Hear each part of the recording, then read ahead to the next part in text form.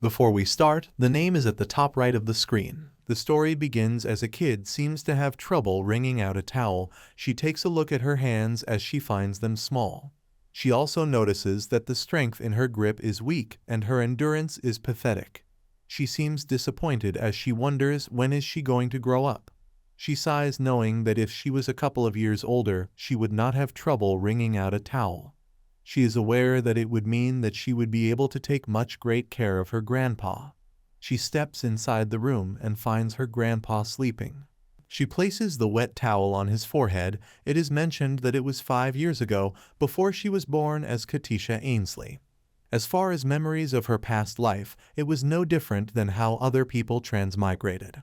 She died in a car accident, and when she woke up she reincarnated into the novel she had been reading 2 hours before the accident. Thankfully, she was reincarnated as a commoner instead of a villain or a side character who gets killed off as soon as they appear in the story. A character simply part of the background without even the chance of encountering the main characters. She was rather satisfied with this life in comparison to her past life, in which she was utterly poor and an orphan. She was happy that she had someone taking good care of her in their little home, although she felt like all of that might end today. Grandpa Herzen took her in before she remembered her past life. She ponders that he is so narrow-minded too. It was probably not easy for him to take care of a baby. Although he made her do the chores once, she grew up a bit. She calls out to him, questioning if he has awoken. He does not seem to be looking well as he asks her if she did everything that he told her. She informs him that she sent the letter he wrote. That letter was apparently a will, and it has been over a week since she sent it to his family, but there has not been a single reply. She knows that Grandpa is sick and wonders how come not even a single person comes to visit him. Her grandpa tells her that he is so glad that she is here in his last moments. She is shocked as she questions what does he mean by last moments. Tears begin to fall from her eyes as she mentions that every day he told her to clean and pay rent. She gets hiccup as she questions where that grumpy old grandpa go and why is he saying that. He calls her his little girl and questions if she has worked out how she is going to live without him. She complains that she's not going to live without him. She mentions that he told her that he is going to go with her to the summer festival next month, and also then go sledding with her in the winter. She tells him that he said all that, and he was the one who promised her as she continues to tear up. Trembles as she mentions that if her grandpa leaves like this, she will take everything. She will steal his entire inheritance. He tells her that she's free to take it all. He places his hand on her cheek as he tells her that she did not think about her livelihood at all. He tells her to not worry, mentioning that he has prepared everything. He questions if not her, then who else would be qualified. She tells him that she does not need that sort of thing. She is just still not ready to part from him. She wishes for him to stay and to not go. All she wants him to do is to stay with her for a little longer. He wishes for her to not cry too much as he slowly becomes unconscious. He tells her that they will meet again. The morning approaches as she stands in front of his coffin. She places flowers in it as she ponders that. Thankfully, their neighbors help them a lot. She is aware that once the funeral is over, she has to think about what to do. She hopes that her grandpa will go to a nice place and she will live until she is 100 years, so they should meet again in 90 years. A person starts toward her and calls out to her questioning if she is Miss Katisha. She turns around, mentioning that she is indeed her. There stood 4 men as one of the men mentions that it is nice to meet her. He states that he is the accountant of the Vlasco duchy, Jamian Parker. She is shocked as she questions where did he say he came from? She questions if it is really Vlasco as he responds yes. She cannot believe it as it is the only villainous duchy in this empire. She's not aware as to why they are here. The man shows her a letter in which it states that the grandpa wished to elaborately decorate his coffin and install it within the Vlasco family cemetery in Ardham. He mentions that is why they came to pick up the coffin for the former duke's will. She questions what does he mean by former duke. She suddenly becomes shocked as she questions, does he mean Grandpa Herzen? The man states that they were ordered to move the coffin, and so they should do it now. She thinks about the emblem and questions if that is really Vlasco. She finds it unbelievable as she ponders that Grandpa never said anything about this to her. And that man tells her that the former Duke Vlasco also left a will for her, which makes her more shocked. He takes out the letter in which it is mentioned that cash without the inheritance taxes and a personal safe within the central bank. Honor shaped with the revenue generated by the information guilds of Artem, as well as the various works of art collection, ancient relics, and everything else owned by the former Duke are to be given to Miss Katisha. He tells her this is what it says. Shocked as she thinks that at 10 years old, it seems that she has become a millionaire, she questions if there are no heirs beside her. Jamian responds that there are none, since the whole point of the will is to make Miss Katisha the sole heir. She still finds it unbelievable that she is the only one inheriting all of that. She thinks that she is not going to be a millionaire but a billionaire. Jamian tells her that he would like to visit the Vlasco family to meet the heroic spirit, as well as begin the inheritance process. He asks if that is okay with her. She seems a bit nervous before he tells her that the Duke is also eagerly waiting. She is startled, questioning what does he mean. She wonders if he means that Duke Vlasco, despite being a skilled swordsman who has held the #1 ranking in the swordsmanship for 10 years, his character is fundamentally broken. He is a moody person who cuts down anyone that gets on his nerves and is a very harsh speaker. Crucially, in their original novel, he was the main villain who did not treat the female lead, his adopted daughter, as a human being. She wonders if Jamian is crazy since he wants her to go there. She tells him that she will decline and thanks him for the suggestion before he tells her it is 1,000 gold in cash only. He states that if she includes the additional income from the territory, an additional 100,000 gold is added every year. She finds it unbelievable, wondering what on earth does he think she is. She wonders if he thinks that she is a snob who sells her life for money. Before she smiles excitedly, pondering. Yes, she is indeed a snob. She is aware that the sadness of not having money was enough for her in her past life. Jamian tells her that 50% of the Information Guild profit, the main house of Artem, and the mansion in the capital are also a part of the inheritance. She is shocked to know that she is getting a house in the capital. In the capital, where land is expensive, she cannot believe that it also belongs to her. She ponders that finally the dream of owning her own house that she could not achieve even in her previous life. Jamian tells her it is not like he is forcing her. He tells her since she refuses so much, he might have to give up the inheritance. He is lost for words as she has already packed all of her stuff and tells him to go quickly as she is ready. He asks her if there is anything that she has to back as she tells him that there is none and asks him to go quickly. While in the carrier, she ponders that it is right as she is not coveting anything. She's just curious. Not about the bad personality Duke, but the enormous wealth. She is drooling as she thinks that there are no loans on the mansion and wonders what is the inheritance process. Jamian asks her if she's okay. She tells him that she was just tired and got distracted. He responds that makes sense. She asks him what is that heroic spirit that he mentioned earlier. He responds that a heroic spirit is a holy soul. It means that the soul of the previous head of the daily is still alive. Strictly speaking, he is not alive in the traditional sense, but he is capable of seeing, hearing, and even expressing his opinions. Katisha remembers that the heroic spirit of Vlasco was one of the main settings of the novel. Hundreds of years ago, the first head of the family sealed the demon king who had brought about the dark age of the continent in a sword. From generation to generation, the head of the Vlasco family has guarded the sword to prevent the demon king from going berserk. This was a 2-week contract with the Demon King.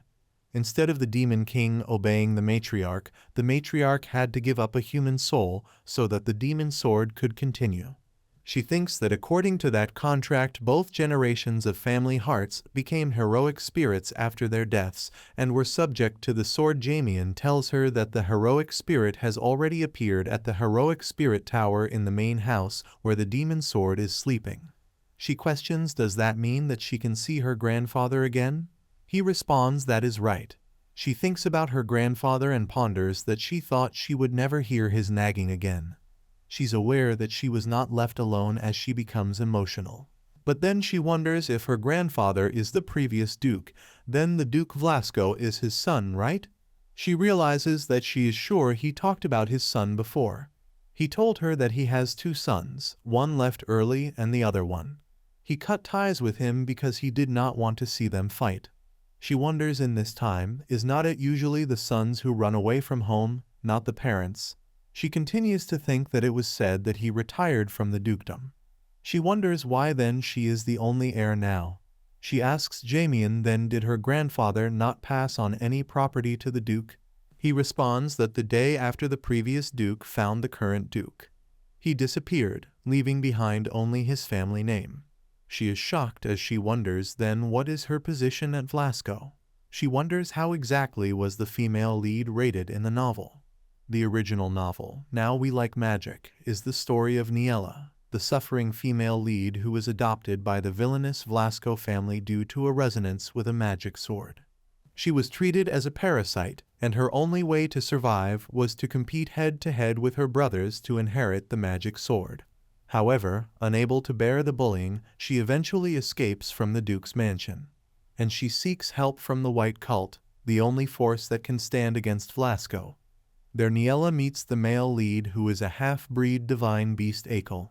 The story is that under his protection, she will compete with Vlasco to inherit the demon sword. When Akel was encroached upon by a demonic sword while protecting Niella, it was a coming-of-age romance about being reborn as the true successor to the demon sword in order to save him. But it was suddenly cut off due to the serialization being discontinued. Also, in a very important part, right before the main characters reunite after falling into a trap. She suddenly thinks that it's not important right now as she needs to focus. She wonders what is happening now as it's like when Niella went in as a foster daughter. She wonders what did Niella hear at that time. She remembers one saying that there is a dirty mess walking around the mansion. The other stated that there is nothing here that is hers, and she should not even be allowed to breathe here. The other one told her why should he help her. She's just Vlasco parasite. She realizes that not just the sons but the grandchildren are all evil as she becomes anxious. She ponders that she is a stranger without a single drop of blood in common, and 23 of Vlasco's property is now hers. She cries internally as she thinks that, forget about welcoming her. Would not it be surprising if she did not get kicked out? In the worst-case scenario, they might even bury her in a mountain somewhere. She anxiously asks Jamian, when will she able to see Grandpa again? He responds that he just left his body and became a spirit. So in order for the spirit body to become stable, the minimum time is 2 months up to 3 months at most. She is shocked as she thinks that she is done for. She is aware that it might be quicker for her to die mysteriously before her grandpa comes back to life. The saying goes that actions are louder than words and fists are faster than intellect. Such is the infamous reputation of Vlasco. With mighty strengths and alliances with military powers, it is sad that he easily navigates through most adventures. A huge amount of money was invested. Several generations ago, he started the weapons business, including mineral mining, iron making, and alchemy. Crafted with the expertise of generations, high-quality weapons flowed out like they had sprouted wings, swiftly finding buyers. As people become more powerful and richer, it is natural for their voice to increase. Vlasco was even told that even the emperor would give up on him. Katisha was wondering how big the amazing Vlasco family was. Katisha ponders that it's really no joke, things that this is a palace, not a mansion, right? She shakes her head, telling herself to concentrate as this is not the time to turn a blind eye. She thinks that when she meets the Duke, she's going to lie flat on her face and give up her inheritance as it is better than dying. She wonders, could he at least give her the house where she used to live with her grandfather? She wonders that he is not just going to get everyone right. Jamian informs his Duke that he has brought Katisha Ainsley. He asks her to come in. He stands by a window as he stares at her. She ponders that they said he is a person who can kill a bear with his bare hands. She wonders that she was thinking of a muscular bandit with a beard, but that is not it at all. She notices that he has beautiful eyes, and they say those sapphire-like eyes were a trait of Vlasco's direct lineage. She is suddenly scared as she wonders if that child is the protagonist of that absurd will. She tells herself to get a grip as she is captivated by his face.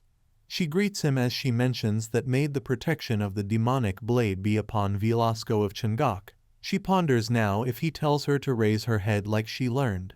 He remains silent as she continues to bow. A couple of minutes pass as still there is no response from him. She is dumbfounded as she wonders why he is not saying anything. She is aware that she cannot straighten her back without permission and wonders if he is bullying her on purpose. He asks Jamian how old is she this year as he sighs. Jamian responds that it is said that she is 10 years old. He questions 10 years old, that thing the size of his palm. He asks her if she was raised in starvation by her father as she looks like a dried orange. She is taken aback as she wonders what kind of nonsense is he spewing.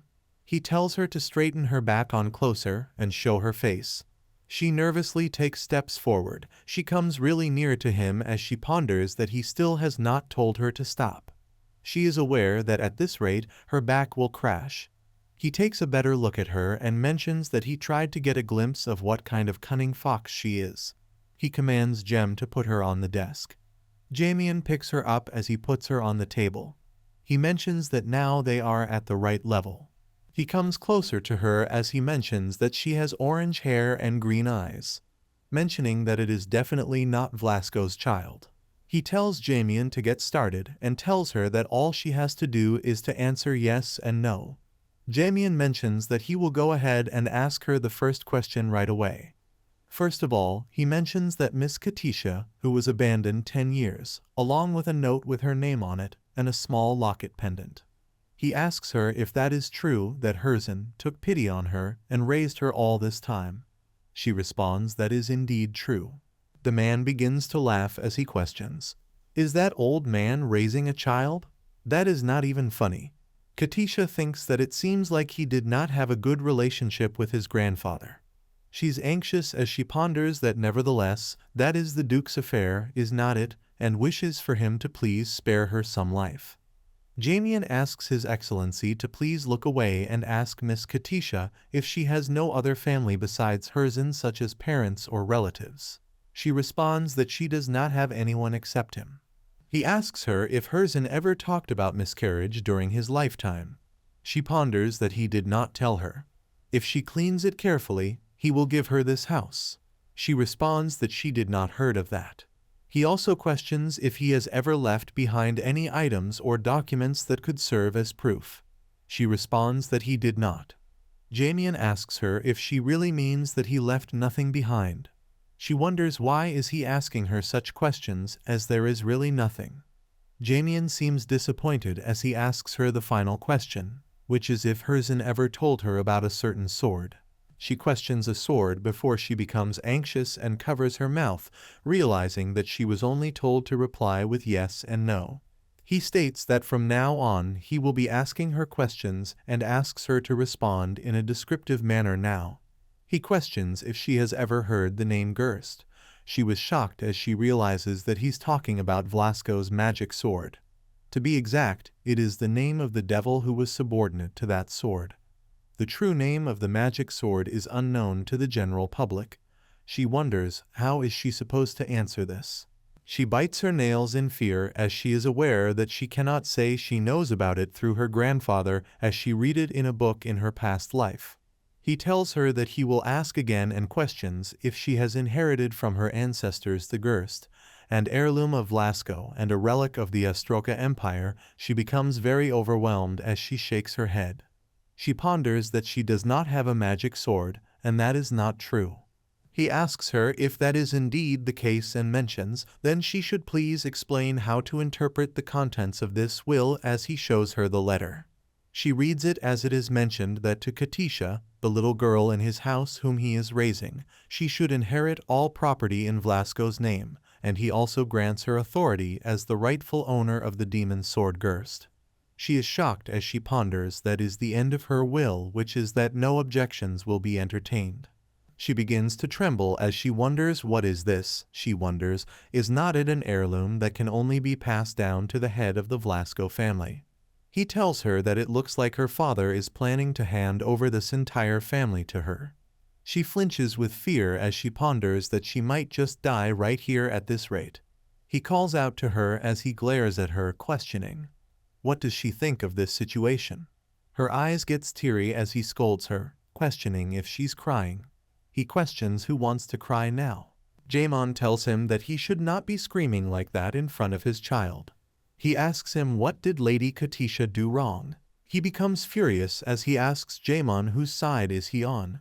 Jaemon responds that of course he is on Katisha's side as she is so cute. His Excellency questions if being cutest is all that matters. Jaemon responds, yes indeed it matters. His Excellency mentions that he is right. He asks him to stop and states that he is getting a headache, so both of them should get out of here quickly. Jaemon tells Katisha that they should go to the bedroom. After a while in her room, he gives her something as he mentions, this is her emergency fund that His Majesty left her. She ponders that it is so heavy and wonders, how much does it cost? He tells her that it is 50 gold coins. She's shocked as she realizes that she can buy 125 million loaves of bread with the gold coins in this bag. Jaemon also gives her something else mentioning that it is a necklace that their ancestors used. He mentions that it is linked to the treasury of the central bank. Since the ban is not over yet, she cannot use it, but he tells her to please keep it. She takes a better look at it as she ponders that this is like a black card in the modern era. She's aware that this looks amazing. He mentions that if she needs anything, she should not worry and tell the servants. He states that the Duke is a person with a warm side, so she should not be too sad about what happened before. She excitedly tells him that she is fine. She ponders that gold coins and black cards are in her hands, so there is no problem. He wishes her a good night as she lays on her bed, pondering that the stuff is all good, but it is not a magic sword. She's aware that those who inherit the magic sword will live a short life. She is told that the will is authenticated by the Magic Administration Office. He tries to tear it as it then comes back to its original shape. He mentions that it means that it cannot be destroyed. She questions what if he gives it to her and appoints the next heir. He asks her if she knows what the appointment of Gerst's next successor means. She wonders if she should become a heroic spirit. He tells her that if she wants to die, then he will not stop her. She anxiously responds, no, never. He tells her that she should not be nervous and wait patiently because he's thinking about what he's going to do with her now. She pleads to him as she questions that he is not going to kill her, is he? He states that what happens in the future is up to her. She tells him that she is good at a lot of things, such as cleaning, counting, and even apples that she can cut into swan shapes. He does not seem impressed as he tells her that if she listens well, get along well with people, and does not cause trouble and also behaves kindly, then they will give her a chance to take the exam. She has no idea about exam as he tells her that she should get out now and tells her to eat grapefruit and oranges in the breakfast room. He closes the door as she is distressed, pondering that she's going to die anyway and questions if he's telling her to at least eat a good meal. In her room, she wonders if her grandpa hates her. She wonders why did he put her through this ordeal. She is aware that he told her that this necklace has her name, her father's traces. She wonders what kind of people are Katisha's mother and father as she finds herself curious. She is aware that she misses her grandfather too, and if she had known it would be like this, she would have preferred before she realizes that she's crying for no reason. She suddenly opens her eyes and wonders why are her hands hot. Suddenly she begins to float in the air as the necklace which she is wearing emits a bright light. The light increases as she is shocked, not knowing what is going on. She seems to have teleported as she ponders that it was a bedroom a while ago and wonders where is she. She knocks on the door as she questions if anyone is there. She asks for help as the door opens. She was in a closet as she wonders what is the matter. She notices there are all modern things as she wonders that what is going on. She is aware that she cannot be in the world of this novel right now and wonders what is floating above as she notices a screen. The screen emits a light as she becomes scared. In the screen, it is written if she would like to continue, and there is an option of yes and an option of no. She wonders what is it asking her to continue.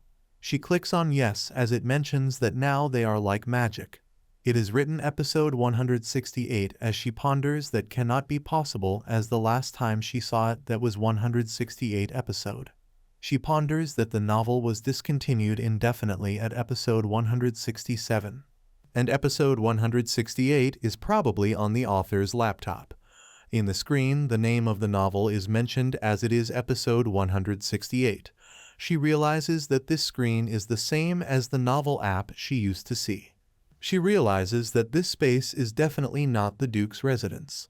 She wonders if this means that this is a dimensional passage connecting the world of her past life and the world of the novel. Like a cliché in fantasy novels. She thinks that if that is true, then it has been 10 years since she was born as Katisha. She is aware that this may be a series that resumed after her death. She seems excited as she realizes then she can see what will happen to her in the future while looking at this. Before she was taken aback, realizing that she was not even mentioned in the original work. She said, as she is aware that there will be important information worth referencing the future of Vlasco. She decides to judge the next episode and wonders what happened to Niella. It was the last moment as she began to take steps towards the top of the heroic spirit tower. As long as she saves Akel and get off the magic sword, it is all over. Clear tears welled up in her eyes as she pondered that she can finally escape this damn Vlasco. Katisha wishes for her to quickly save the main lead and punish Vlasco. She is aware that this is the cider that she's been wanting all along and wonders if it feels weird. She's aware that finally only the last door remained in front of Niella, but at the end of the altar stood a person she had never expected. It was her guard, knight and lover Akel, who had been eaten and absorbed by the magic sword.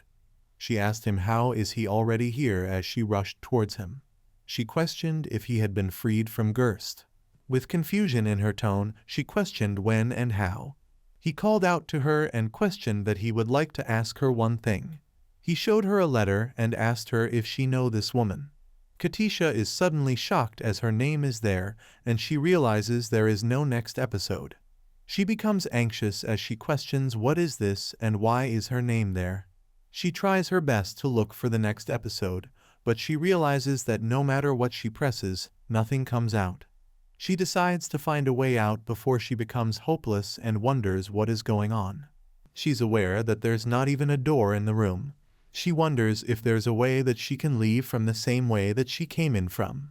She gets back in the closet as she wonders, what if she cannot get out of here? She's aware that leaving behind billions of dollars in a place like this, so she is aware that she cannot die. She calls out to her grandpa, mom and dad, whose face is that she does not even know. As well as the God of heaven and earth. After a while, she begins to pray as she holds her hands together, and she opens her eyes and finds herself back in her room. She realizes that she is back as she ponders that she thought she was going to die being trapped there. She looks at the locket pendant and wonders what on earth is this, as she is aware of the fact that this does not seem like a normal pendant. She thinks about the 168 episode that she just watched and wondered how did Akel who was trapped in the demon sword come out. More than this, she wonders why does the name of an extra who has no role appear there. The morning begins as she realizes that she is feeling so tired. She is aware that she has been to space hundreds of times, opening and closing rockets until morning comes. However, no matter how hard she searched for the next part of episode 168, she could not find it. She thinks that fortunately, the previous episodes were able to see as she continued driving. She also learned what the test the Duke was talking about was. A family meeting held by the convening members of the immediate and collateral lineage to decide on Vlasco's major affairs. When selecting a representative or a suitable person or qualification, test is required after the meeting. Niella helps the current Duke Ludius Vlasco with chores on his succession day. But Jobs she resonated with the magic sword afterwards, at the end of a family meeting to discuss her disposition, which had become a topic of utmost concern within Vlasco. She will take an entrance exam. She seems very anxious as she is aware that in her case, the family council will decide whether to take the test or not. And if she does not get that opportunity, she will be killed without mercy because that is the most efficient way to destroy the notarization of a will.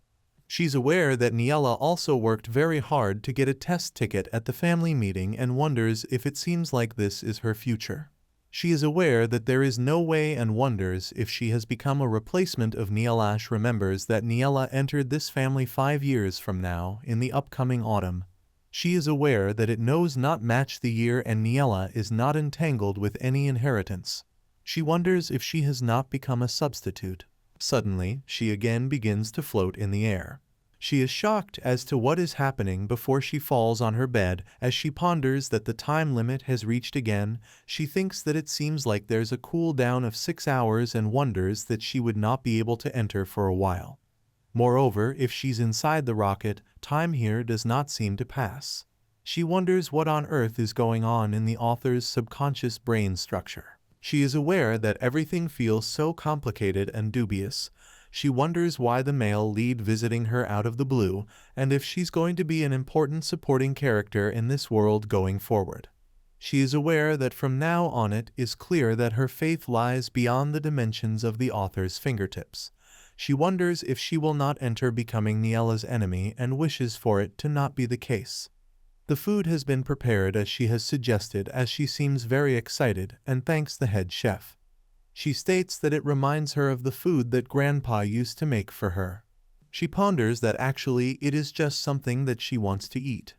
The head chef asks her if that is indeed the case and mentions that he will keep doing his best in the future.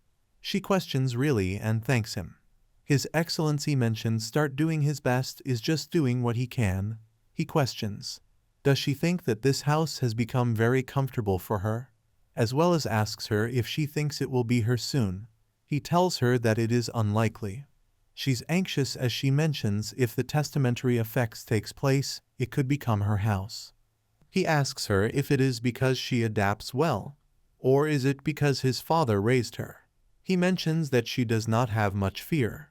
She questions if she has to be afraid of the Duke. He responds that she does not necessarily have to be scared of him. She wonders that she should be confident as she is rich and a very rich person who knows what is going to happen in the future. His Excellency smirks as he tells her that seeing her being so bold, it seems like she would live well in this tough world. He questions if he should kick her out right now as a poor person. She is anxious as she responds that she has a weak digestive system, so she has to eat only good things and live well to not end up falling sick. He tells her to stop talking nonsense and eat her food as she begins to eat. She wonders that he wanted to ask her something and thinks probably it's about her family that he wants to ask about. He mentions that she said sometimes her grandpa shared some stories about the family and children and asks her if he mentioned that he had a very big fight and ran away. He also asks her if the grandpa ever told her why he fought. He gazes at her fiercely as she finds it very scary and responds to him by telling him that she does not know anything about that. She states that he seemed to miss him a lot as he left behind family. He looked lonely when he was talking about his family stories, and maybe it is because he raised her out of longing for his own children and grandchildren. He asks her why she looking at him like that and mentions that her father chased away Vlasco, rejected him, and she is the abandoned one. He states that it was not something that could be felt just by seeing their face once. She wonders if her existence to his due is like 3 billion debts that her stepfather passed on to her in her past life. She thinks that it is an irresponsible parent leaving behind an undesirable legacy. His Excellency mentions that a person who abandoned their family had concealed their tracks raising an innocent child, and he cannot do anything about this. She tells him that even if he would want to do that, how much would she want to erase it all? She slams the table as she mentions. Thinking about her past life, she suddenly is beginning to feel angry, and her past life certainly makes her furious. She mentions that he must want to grab them by the collar and shake them vigorously, cursing them. As well as he probably wants to distinguish them into thin air or make them pretend they do not know him. His Excellency is lost for words as he responds that he is not to that extent. She states that he should not worry too much as once the inheritance issue is resolved, she will leave quickly. He tells her that her attitude has changed quite a bit overnight and asks her if she has developed ambitions. She states that her ambitions were never that grind from the beginning, as just her grandfather's three-story house in Telfair would be enough. He asks her that crumbling shake who would stick that to their nose, questions if 2 feet can even fit in there. She questions does he take? A small person like her would go in there? She ponders it like a big company chairman. She did not even know how much a carriage costs. He smiles as he states that she really does not seem afraid of him and mentions that at first she was trembling. She blushes as she realizes that it is the first time she has seen him laugh like that. She mentions that this is scary, but he is the son of her grandfather. She also states that the bedroom is nice, the food is delicious, and he does not even hit her. He suddenly becomes shocked, questioning hit her. He surprisingly questions why would he even hit her. He asks if his father hit her. She responds, of course he did not. She's aware that not her grandfather, but her stepfather from her past life did hit her.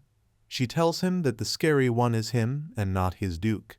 His Duke states that he does not have a hobby of cursing, hitting, or killing young people. She ponders that it is a given, but it is oddly reassuring. She is aware that if she does not pass the test, then the situation would be different. He states that Vlasco really likes tests whenever choosing a representative, and he tests the candidates for their qualifications. He mentions that not only outstanding, but also selecting the most stable alliance. The military side has issued an immediate summons for her disposal. He states that it is very troublesome and chaotic.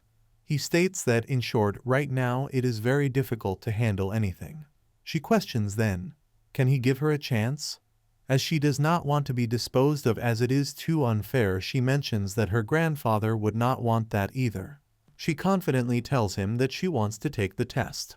He mentions that at a family meeting, the person with the strongest influence is the immediate family because he has the final decision. Currently, Vlasco's immediate descendants are 3. One is Luth Artense Vlasco, the other is Werner Manuel Vlasco, the last is Arnon Isla Vlasco. The Duke and his sons and daughters, Prince Werner and Prince Arnon.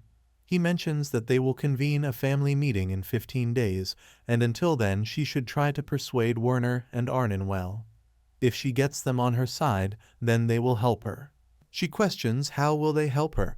He responds that he will set the tone for the meeting so she can take the inheritance test that will buy her some time while taking the test. He stayed steady. In the meantime, if the spirit of the predecessors wakes up, they can try to change the succession through rearrangement with Gerst. She is shocked as she wonders if her grandfather were here. She's aware that first she has to persuade Vlasco's direct descendants and win a ticket for the inheritance test. He tells her that if she understands, then she should eat everything as she responds all right. She continues to eat as he stands up and steps towards her. He pokes her cheek as she seems confused. He mentions that he thinks he understands why her grandpa picked her up and raised her. She questions, what does that mean? He begins to laugh as he tells her that she looks ugly. She states that playing pranks like this is just like her grandfather and wonders who would not be a child. He states that, by the way, Werner and Arnon will be back soon. She flinches as he mentions probably about 3 days later and states that those kids would not be as gentle as he is, so she should be prepared. She wonders who is he calling gentle. He also mentions that the stories she stayed with him and the things that her predecessors said she should not even talk in front of anyone but him. She responds all right as he leaves. She cannot believe that the prince and the princess are already coming back. As in the original novel, those who appeared in the middle, she did not expect to see them this early. She thinks that they probably heard her story and are coming back to run over her. Even in the original work, they amplified it even more than the Duke. They were truly characters with uncompromising personalities. Never less than that. The princess said that it is annoying to watch people's eyes and tremble, and one day she picked her as her swords fighter, only to bully her. The prince was the one who watched indifferently. What they have in common is that they both hate incompetent people. She is aware that, first of all, she should never show that she's scared in front of those two. She decides to act very strong as there are still 3 days left, so she decides to think of a way in the meantime. His Excellency ponders that Katisha is very bold as he stands in front of the window. He thinks that something as small as her looks like she's trying to find a way to survive, and there are a lot of things she can do at that age. He wonders how on earth does she cut apples into swan shapes as he finds it really amazing. He thinks that seems like his father was not blind to it, so he must have planned something ridiculous like this. No matter how powerful the authority of the ruling family is, although he has the authority to punish her through, he thinks there might be opposition. He wonders how that girl will approach Werner and Arnon. He is aware that they are even against each other, and don't get along well and have bad personalities. He wonders if she will be able to gain favor with her dignified manners. He thinks, is it a bit dangerous? He brings the bell as Jamian appears. He tells him that when Werner and Arnon comes, he should tell them to watch over Katisha to make sure no harm is done. Jamian responds all right, and he will do just as he says. His Excellency looks out of the window realizing that it is unbelievable that he has to be worried about his son and daughter harming someone else in their own homes. He finds it a very strange thing. Suddenly there is a loud bang which causes Katisha to be shocked and anxious. As she wonders what is this loud sound, she hides behind a corner with an anxious look as she notices 2 people stepping in, which causes her to wonder if they are the prince and the princess. It is Werner Vlasco, who is 17 years old. She is aware that he is one of only 7 Auror users in the Empire. He also is a strong candidate for the next Duke Vlasco. And then there is Arnon Vlasco, who is 15 years old. She is known to be a genius who excelled at alchemy and smelting and earned the title of the Imperial Craftsman at a young age. The weapons she produces are breaking new record prices every day. Katisha ponders that noble bloodlines and natural abilities. She is aware that even with their acknowledgement as an ambitious genius fittingly, they are still cunning adversaries. The problem with them is nothing other than their ruined humanity. Arnon laughs as she questions, does the door not break? She asks Werner that since he cast a strengthening spell, does he like it or not? He responds that since she is holding on to the door so much and making such a fuss, it has no choice but to be like that. She smirks as she looks at him, telling him that she is an ignorant person who does not know how to use her hands, so she opens it with her feet. Werner grabs a person with his one hand as he calls out to his sister, mentioning that why does not she uses his hand. The person seems to be filled with anxiousness as he cries. He mentions that while there is a commotion around the mansion, he cannot just stay holed up in the blacksmith shop like someone else. He suddenly pushes the man ahead as the man ends up falling towards the ground, and the ground is filled with blood all over as Werner thinks of the man as a spy who might have been sent by the imperial family. He commands the guard to make the man confess who was the one that incited him. The guard responds yes as Arnon states that he is pretending to be proud. They begin to argue with each other as Katisha stands there with an anxious look as she covers her mouth with her hands, wondering what the hell is really going on. She is aware that she was told that both of them were going to be coming after 3 days, and not now. She wonders what are they doing, and why did they end up coming here now?